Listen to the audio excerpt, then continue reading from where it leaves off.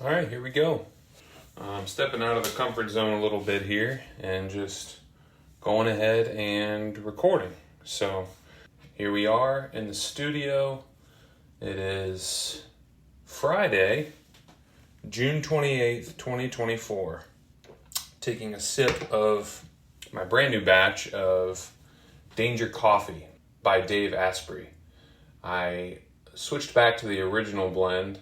The last few months, been drinking the dark blend, which is like a kind of a chocolatey, nutty type. Just went back to the regular medium roast that I started with, just to kind of compare. I don't know, it's okay. I think I do like the other flavor better. So I did intentionally go with a smaller bag this time, just to see would I like the switchback? Because sometimes I feel like it's not all about you find the thing and, oh, that's your favorite and then that's it. Sometimes what's more enjoyable than finding, your favorite of something is it's just switching things up.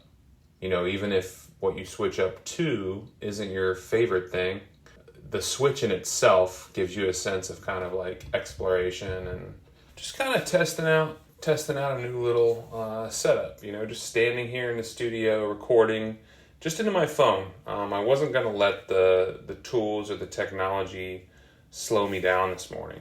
I was going to get out either my computer or my other phone just to be like transcribing the audio into words, into lyrics, like I did yesterday. That was pretty cool. On the way into work on my commute, I had two things going. I had the physical voice recorder that I have recording, and then the iPhone I had inside of Apple Notes just transcribing words via the talk to text function. So now I have a record, I have a little something to read through and be like, oh yeah.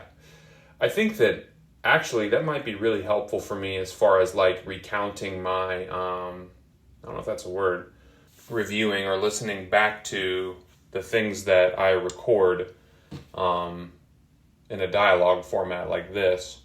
Because I find one of the biggest things that I resist is going back and listening to things like this. I feel like I already spent the time recording that. I don't really want to go back and listen to it, at least no time soon. Maybe after some time passes, it can be interesting to go back and listen to old recordings. But even then, I don't know, there's just something that's like, how interesting can that be? I'm way more interested in what I'm into right now, new ideas and concepts, or the current audiobook or podcast that I'm on. Perhaps overlooking the fact that in the older stuff, there's a lot of gold there. A lot of what I feel like myself and like me and Sean, and then me, Sean, and my bro, a lot of what we talk about when we record and when I record individually is pretty timeless concepts, and in fact, sometimes it might be just what I needed. What's different about going back to my old recordings and listening to some of that than going back to old books like I'm currently doing? I'm on kind of like my second wind with Cal Newport's Slow Productivity. I started reading that in I think March of this year, 24, and let's see how far I am. I got the book right here. Currently 130 pages in. It looks like that's just over halfway. But that tends to be what I do. I'll read a book, and if I'm, if it's just kind of a real quick burst of inspiration, I might be over it after 50 pages and I'll move on to something new. But if I really like it, I'll make it to at least 100 pages. But then I'll still tend to find something new. I think one of the biggest obstacles to me finishing something is the shiny new thing, or just the infinity of options out there. And books is a big one. I have infinity book options just physically in my house. So then you add in everything that's available in Audible, Kindle, things like that. It's hard to stick to one. Just because I know there's different nuggets within each. And again, that's kind of a whole nother topic I may talk about sometime, is that I'm actually learning to be okay with bouncing book to book. The initial kind of feeling is like, oh, well, if you start a book, you should finish it. I think that's probably what most people would say or believe. But I think my opinion on that has sort of evolved over time to, hey, man, if you dive into something and you get what you need out of it for that period of time or that particular project, then yeah, by all means, move on. And you still got it if you want to go back to it. So anyway, to tie that back in, I'm having a great couple of days here. I had a rough couple of days, and now I'm on, I would say, the start to another. I had a great day yesterday, and it's 7:45 a.m., and I feel like I'm already on to a great start on another day here. Got up almost an hour earlier than normal today, sort of by accident, but I just rolled with it. Just had a sip of my Bulletproof Greens, also by Dave Asprey, his two different companies. The Bulletproof Greens is really, it's been a switch up to that from Athletic Greens or AG1. I've been on the Bulletproof Greens now for, I guess, maybe a month or two, roughly. Was bouncing back and forth between that and AG1, but this is basically cutting costs in half for me. And what I like about the Bulletproof Greens is it contains nootropics. So I always like to get my little boost, my little cognitive boost with nootropics, L-theanine being one of my favorite. That's not in this, but, something I pair with this and the coffee. See how easily I get distracted? That's why I can't finish a book or a project. But I guarantee that if I were to go back and start listening to my old recordings more often, I'd be like, oh yeah, that's really a nugget I needed right now. Like, that's right. That is how that works. Or that is what happens. This recording right now, maybe I listen to it a year from now when I'm, if I'm in some sort of rut or dark period for whatever reason with creative work, just kind of listening to this and be like, look, all it takes is you showing up. There's nothing special going on here. I pulled out my iPhone. I pressed record on the voice memos. I have zero agenda. Zero. But recognized the window of opportunity, had almost a full hour, probably 45 minutes, a 45-minute window that I have this morning to go deep on something. No agenda here. I am just working on the habit of showing up, doing something creative, deep, and focused with the morning block of time, and just allowing things to build at a natural pace here. Back to the Slow Productivity book and the Cal Newport deep work philosophy. Things take time. Things should take time. If you're trying to, you get this excitement for a new project and you're like, oh yeah, I'm just going to crush it. And you spend all your time doing that every single day.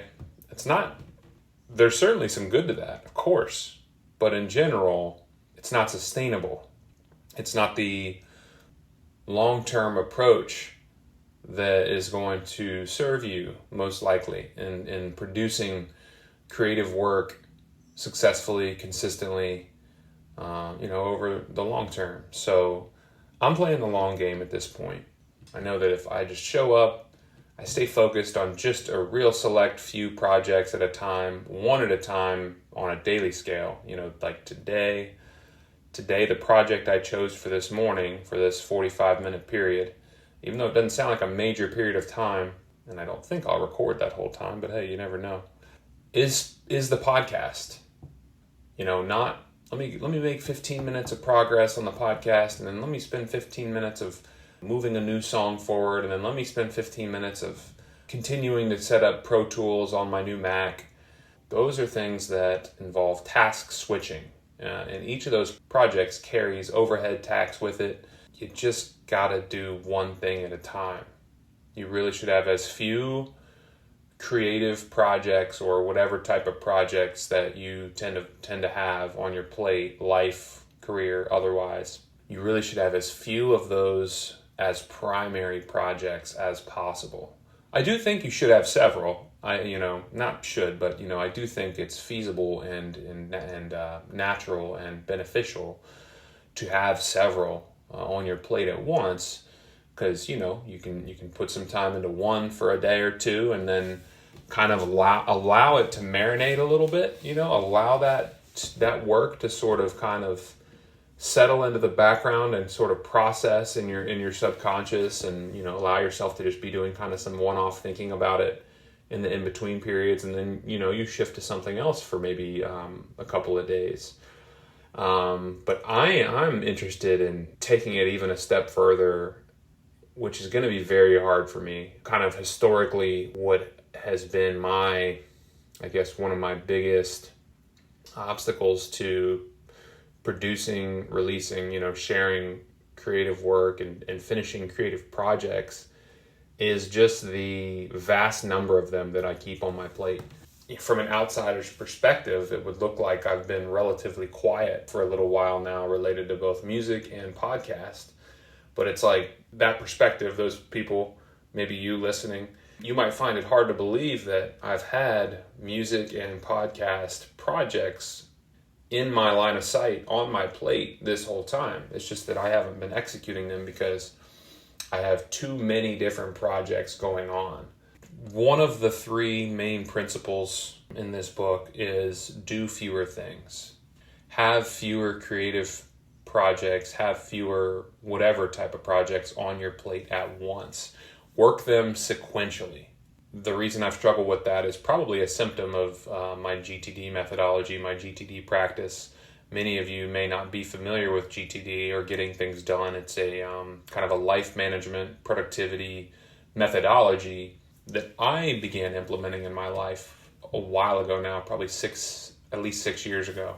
That has really, really changed my life in a lot of ways, in ways that I can kind of effectively manage the whole array of life obligations, commitments, interests. And I do have a real passion for it, and I do believe there is a place for me to be able to share that, potentially teach that to people, coach people on how to use that in any circumstance or situation to be able to improve the quality of your life. It really does improve the quality of your life. It clears your mind, allows you to be more present, allows you to use your mind for good, for creating and for thinking and for what it's designed and what it's capable of, rather than spending it trying to remember every little thing that you got to do, these little, annoyances, administrative tasks that are all required. There's no escape from those in the real world. There's things that have to be done, whether you like it or not, whether or not they're interesting or not. But this kind of the newfound superpower that I feel like I developed over time to be able to manage a variety of things, it sort of naturally has led to my spending more time in the shallows than focused on deep work, deep creative work. The shallows being, let me finish this task on this little thing I got to do. Let me pay this bill. Oh yeah, let me text this person. Let me run that errand. Let me complete that thing. Let me book that flight. Let me clean that room. There's times where I find myself in such a groove because I have my life management system so dialed in, where it's like, man, I got a lot of things done today. It's deceiving, in that if I'm really to be honest with myself, which I'm not often enough, and I avoid kind of this self-reflection. If I'm honest with myself and look back at what I felt like in the moment was a productive day because of how many quote-unquote tasks I completed and the great number of different projects that I advanced or moved forward by completing the next task within each one, I didn't really get anything meaningful done. I didn't spend an hour, I didn't spend even 30 minutes a lot of times, 15 minutes even, sitting there focused, really pushing my abilities cognitively to produce something original, to focus on the real mark I'm trying to make, the real impact I'm trying to have, the real creative vision and dreams that I'm hoping to fulfill. Those projects, the real projects. It's very rare that I sit there and spend time like I am right now. So I can certainly give myself a pat on the back today already by sitting here and recording for 20 minutes. But it's very rare that happens, because all those tasks that I get done otherwise, those are related to a project or an outcome that I've committed myself to. And the problem there is that I've committed to too many of them. It's like as soon as you kind of say, I'm going to do this thing, there's an overhead tax with that to where that's going to be on your mind until it's sort of resolved, or until that loop is closed in your mind, until it's complete. Cal Newport's idea in this book of do fewer things focuses on, hey man, either remove or postpone as many of those projects, which with a GTD definition is really any outcome that takes at least several multiple actions to complete. A project isn't by the traditional interpretation of that word, is like this big work project, building this new facility or upgrading this client software, just big classic corporate or career examples of projects. No, a project is anything in your life, big or small, deep or straightforward or simple, anything that is an outcome you're committed to that takes at least 2 or more actions. That's technically a project by the GTD definition. But removing or postponing as many of those projects as possible, committing to the ones that you are focused on, which for me, one of the big ones right now, I've really narrowed it down to a big 3 with regard to creative life. And those 3 are reactivating my podcast, primarily the What's Current podcast with me and Sean. But also I'm sensing that naturally is going to lead to me reactivating my own podcast, because with the What's Current podcast, I don't have as much total control as to what gets produced and released and shared, because of course, we have another person to collaborate with. So for my own podcast, that's totally on me. I could sit there and upload this podcast right now. Odds are that I won't, just because it's going to take time for me to show up, build myself up to get comfortable with sharing again. It's been so long since I shared something on there. Doing fewer things eliminates the task switching and the frantic day-to-day approach of things. The reason I'm so frantic on a regular basis is I have too many projects on my plate, too many things I'm trying to do at once. GTD allows you the superpower to manage such a wide variety of things that it's easy to get seduced into just juggling as much of that as you can. But for me, I'm just letting it go. It doesn't mean I'm erasing or deleting these ideas and just throwing them away. They're just being parked in a place they're there. I'll see them on some sort of frequent basis, some sort of regular basis, as I kind of just, do my GTD weekly review. And now the projects are the podcast, learning video editing enough to be able to create my own music video for my latest single, Catch a Vibe. And third would be writing a new song. So that's sort of one project within each area of what is currently my top creative interests, skills, and ability. Obviously, I have a unique ability for music and songwriting, and that's arguably probably my number one skill that will separate me the most. But also the podcast, I feel like, is something that I really can have an impact. That's something that the things that you put to the wayside that just keep calling you back, that you just can't close up, those things are telling you something. That's telling you that, you've got some sort of calling. You feel a sense of duty, passion, interest into seeing that thing through, and a desire to move that thing forward and to give it its best shot. So that's how I feel about this podcast. That's how I feel about, music and making songs. And, the third one, which is this is less of a familiar territory for me, the editing of videos. I'm really excited about that. I really do enjoy doing that. And I feel like I've only scratched the surface of it. Practicing the video editing, it's cool because I'm not starting from scratch. When you keep your system dialed in, which is a whole other thing I can talk about with Tiago Forte's work and building a second brain and things like that, you should very rarely, if ever, feel like you have to start something from scratch. So the more organized I get my creative video content that I have a lot of, well, then the better equipped I am to just hit the ground running. I've already got all the content I need, all of it, if I want. I can be completely done and call it a day on the actual content recording of the Catch a Vibe music video. I've recorded some stuff in a few different settings. And if I want, I can even just layer in other content that I already have that wasn't even recorded or created with that video in mind, and use that stuff and layer it in.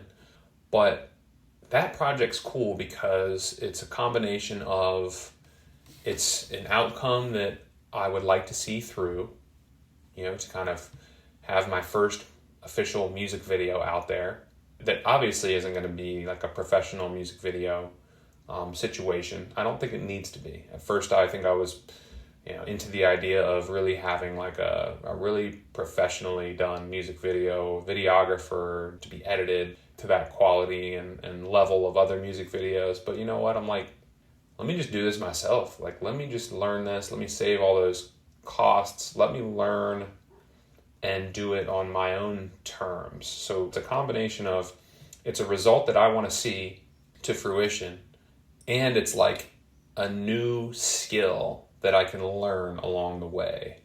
That's the stuff that I feel like if I can become more interested in and more willing to partake in, that being like the actual grind and focus of learning a new skill, of learning something hard. Editing, it's gonna take a second. I'm gonna have to let go of the timeline of when this video will release. Now, I'm still gonna set a relative timeline of like when I want to be done with it by, as just like a stake in the ground, so that it keeps me showing up to the project with enough regularity to where eventually it gets done. Like just needs to get out there. It'll just tie a bow on the song, and if I want, then I can shift back into the project that's sitting there waiting for me of the Ari's Take Academy growth course that I'm enrolled in, that I sort of put to the wayside. Doesn't mean I threw that project away. I've still got all the resources there waiting for me, and I can, once I have a completed video, I can learn how to, promote that if I choose to, and that can be more of a background thing. So you can have you need your few active, focused projects, and then the rest of them, just let them either sit as background, meaning they're still there and you can still dabble in them, or they're on the back burner, which there's a lot that I'm just kind of moving to the background and back burner out of my active space, because I need space. I need space to get the podcast up and running again. And it's not going to be perfect. I need to let go of it being perfect. I think I'll develop a sense of momentum of the quicker I get to just kind of like, releasing these sort of things, just kind of releasing these recordings with as little like listen back and editing as possible, the more regularly I'll be able to just release the content on a regular basis. The more easily I can just show up, hit record, and release. It's like releasing the recordings is what will make that more possible. Like once I release one, it's like, okay, that wasn't so bad. It's not perfect, but cool. Seems like maybe it's bringing value to a few people, or a few people hit me up and positive feedback, then all right, well then that makes it that much easier to put out the next one, and then the next one, and then the next one. And it's like, I think what I have to let go of is, clearly this is like a evolving into my own little self-therapy session, creative therapy. But what I need to let go of is what I have felt like is like the weight or the obligation to sort of like reintroduce myself and to reintroduce everything that I have learned and been interested in and been doing since kind of I was last active. Because that's a lot. There's been a lot of transformation. I mean, I'm always evolving, and there's been a lot of transformation. But I think I'll benefit the most from just starting where I'm at, and that's something that you can do too. If you're trying to try something new or pick back up something, just start where you're at. Kind of let go of having to like dive back into this old narrative and play this role that you're comfortable with. You know, like with me, I think about music, and I think about, well, dang, it's hard to create music from a place that is like from a whole new person. You know, a lot of my most popular music out there was a whole version of me ago, you know, and it's like, well, I'm going to have to like reintroduce myself in a way, you know. But yeah, a subject for a whole nother day. Yeah, and man, over 30 minutes in, I feel like put in a good bit of work here, and maybe almost time to wrap up. And I can feel comfortable calling this a day. You know, I dove in. This is some deep work. This involved some thinking, involved some, you know, concentration, and that's the type of thing that I'm going to be striving for on as frequent a basis as possible. And I think that you'd benefit from too. You know, if you're interested in producing something of value, especially in the creative world, you've got to carve out time when it works for you to just focus on that one thing. Everything else you can catch up with later. And you know what?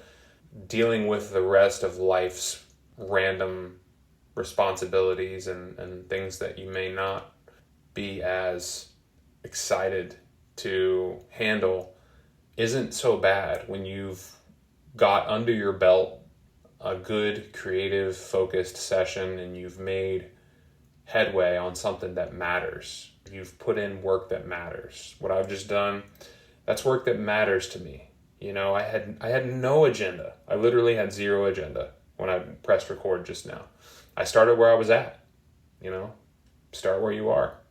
Just came up with a potential title idea or potentially a topic to dive into more later on. Yeah, so now it's on to the rest of the day where I can give my focused attention to the things that I need to get done today and drop into some deep work when it's possible, because that's what's the most rewarding to me, and that's ultimately what's going to be the most rewarding to you in any endeavor that you're hoping to embark on and fulfill. So thanks for tapping in. This is the most, I would say, official recording that I've done in a little while. A lot of them are just haphazard kind of mind dumps on my commutes where it's like it's not exactly with an audience in mind, or it's just kind of like a little bit of therapy, and it's kind of more for myself. This is for me too, primarily, but it's also hopefully for you out there and like-minded individuals. I know there's a lot of people out there that are like me and maybe going through some things similar to me, especially related to kind of, you know, creative block and sort of identity crisis, midlife crisis type stuff. So yeah, I know that I'm really craving more community, more social connection, and hopefully this endeavor opens up those doors for me more organically and more frequently. I really would like to start having conversations with a wider variety of people. You know, the network is still there. You can take the same advice if there's someone you're trying to reconnect with about whatever. You know, all it takes is that moment of discomfort to reach out. You know, get out of your comfort zone. I got out of my comfort zone this morning. I'm 3 times more comfortable than I was when I started recording this, just because I just had to get into the groove. You know, reach out to someone. Each time you do that, it makes it more easy, and then you will probably find yourself more interested in doing it more regularly. And then one thing leads to another, and yeah. Clearly the coffee's hitting and I'm rambling, so I'm going to cut myself off and get on with my day. Hope you have a fulfilling day. Keep creating, keep focused, trust the process, and we'll link up again soon. Luns out. Peace.